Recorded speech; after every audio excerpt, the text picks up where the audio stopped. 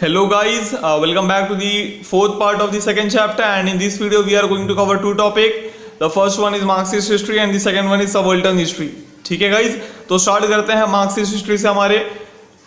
तो जो Marxist history था वो कहीं ना कहीं इंस्पायर हुआ है, इन्फ्लुएंस हुआ है कार्ल मार्क्स के थॉट से, ठीक है, और वहीं से उसको इन्फ्लुएंस मिला है। ठीक है, अब जानते हैं कि मार्क्सिस्ट हिस्टोरियंस किस पे ज्यादा फोकस करते हैं, किस तरीके से लिखा जाता है। तो जो उनका मेन कंसर्न है वो for the means of production के लिए है, modes of production and the industrial relation were at the centre in the writings of Marxist historians. तो जो मार्क्सिस्ट हिस्टोरियंस है वो लिखते समय ज्यादातर फोकस मीन्स ऑफ प्रोडक्शन पे करते हैं, मतलब किस तरीके से प्रोड्यूस हो रहा है, किस तरीके से प्रोडक्शन हो रहा है, मोड्स ऑफ प्रोडक्शन की कैसे हो रहा है वो प्रोडक्शन, और तीसरा इंडस्ट्रियल रिलेशंस कैसे हैं। ठीक है, तो ये सारी चीजों पे फोकस करता है हमारा मार्क्सिस्ट हिस्टोरियन।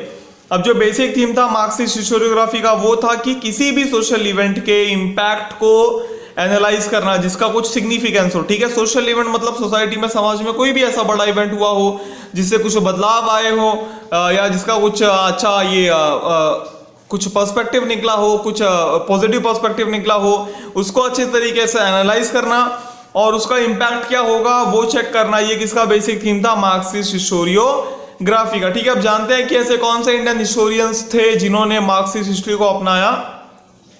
तो पहले आते हैं हमारे दामोदर धर्मानंद कोसंबी, कोमरडे श्रीपद अमृत डांगे, राम शरण शर्मा, कोमरडे शरद पाटिल। तो इन्होंने अपनाया भी और काफी ज्यादा कंट्रीब्यूट भी किया, अपना बहुत नोटेबली कंट्रीब्यूट किया है। ठीक है, इसमें से कोमरडे डांगे जो थे वो एक फाउंडर मेंबर भी रह चुके हैं इंडियन कम्युनिस्ट पार्टी के।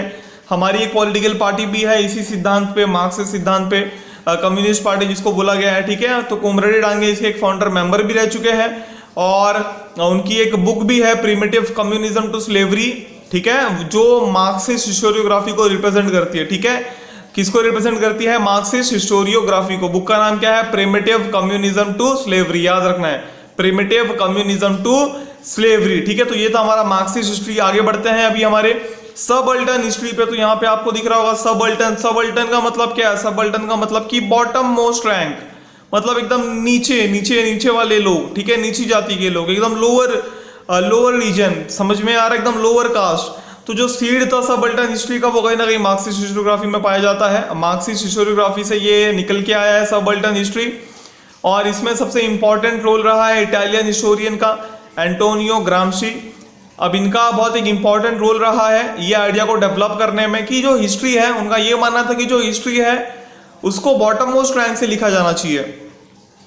वो किसके बॉटम मोस्ट रैंक से, लोगों के बॉटम मोस्ट रैंक से। ठीक है, सोसाइटी में जो लोग एकदम नीची जाति पे आते हैं, एकदम नीचे आते हैं, एकदम लोअर कास्ट पे आते हैं, एकदम बॉटम मोस्ट रैंक्स पे आते हैं, वहां से हिस्ट्री की शुरुआत होनी चाहिए, वहां से हिस्ट्री को लिखना शुरुआत करना चाहिए हमें। ये किसका कहना था, इटालियन हिस्टोरियन एंटोनियो ग्राम्शी का। ठीक है, और जो सबअल्टर्न हिस्ट्री, अगर हम सोर्स की बात करेंगे, सबअल्टर्न हिस्ट्री के लिए सोर्स कहाँ है, कहाँ से लोगों ने इंफॉर्मेशन लेके लिखा, तो सबसे बड़ा सोर्स जो है वो था फोकलोर। फोकलोर का मतलब क्या कि माउथ के मदद से, माउथ के यूज से कोई भी इंफॉर्मेशन पास करना, कहानी हो, गाना हो, सॉन्ग हो, कोई पोयम हो या कुछ भी हो। ठीक है, उसी को फोकलोर बोलते थे। तो ये एक बहुत बड़ा सोर्स साबित हुआ सबअल्टर्न हिस्ट्री के लिए।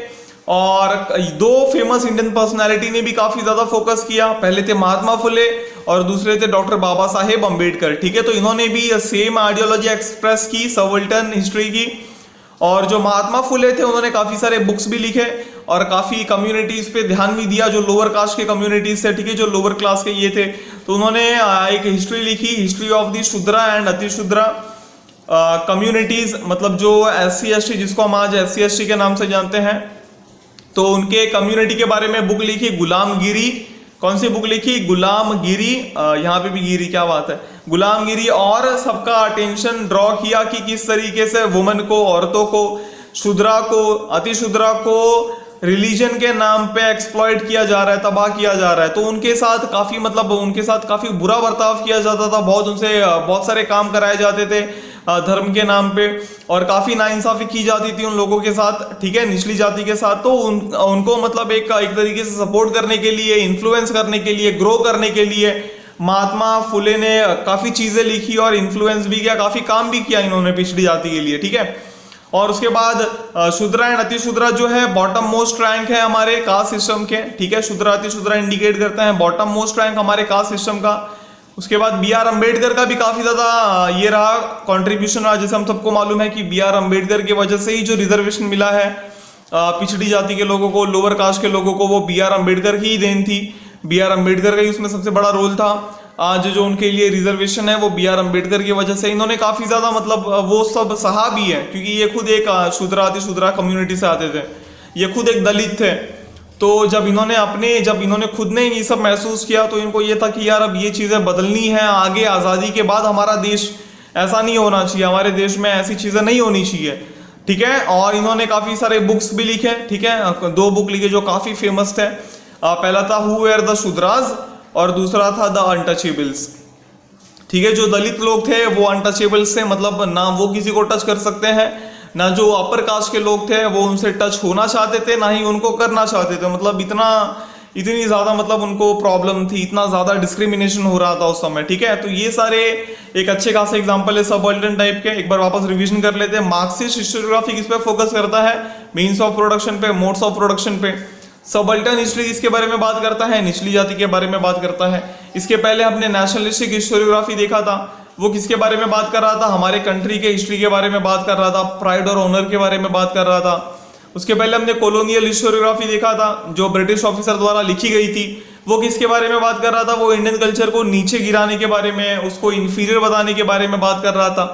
ओरिएंटलिस्ट जो हिस्टोरियंस थे वो काफी ज्यादा मतलब अलग थे, ठीक है। उनका ये मानना था कि संस्कृत काफी अच्छी लैंग्वेज है, काफी उनमें क्यूरियोसिटी थी, ठीक है। तो सब अलग अलग है, सारे अलग अलग है, कुछ हार्ड नहीं है और आपको सारे स्कूल्स याद रखने हैं। एक और बच गया है हमारा, वो हम नेक्स्ट लेक्चर में करेंगे, साथ में दोनों चैप्टर का रिवीजन भी कर लेंगे हम एक बार, ठीक है। फर्स्ट चैप्टर सेकंड चैप्टर का रिवीजन भी करेंगे नेक्स्ट लेक्चर में। और जो एक टॉपिक बच गया हमारा फेमिनिस्ट हिस्टोरियोग्राफी, वो भी कर लेंगे, ठीक है। आगे बढ़ते हैं क्वेश्चन आंसर सेशन की तरफ। तो आपको ये 2 क्वेश्चन के आंसर लिखने हैं। Name some of the Marxist historian, कुछ मार्क्सिस्ट हिस्टोरियन के नाम बताने हैं आपको। और दूसरा है आपका कि who wrote the book who were the Shudras, who were the Shudras ये बुक किसने लिखी? तो इसका आंसर कंपलसरी है, आपको कमेंट बॉक्स में लिखना है, ठीक है। So till then stay home, stay safe और मिलेंगे नेक्स्ट लेक्चर में। Thank you and bye.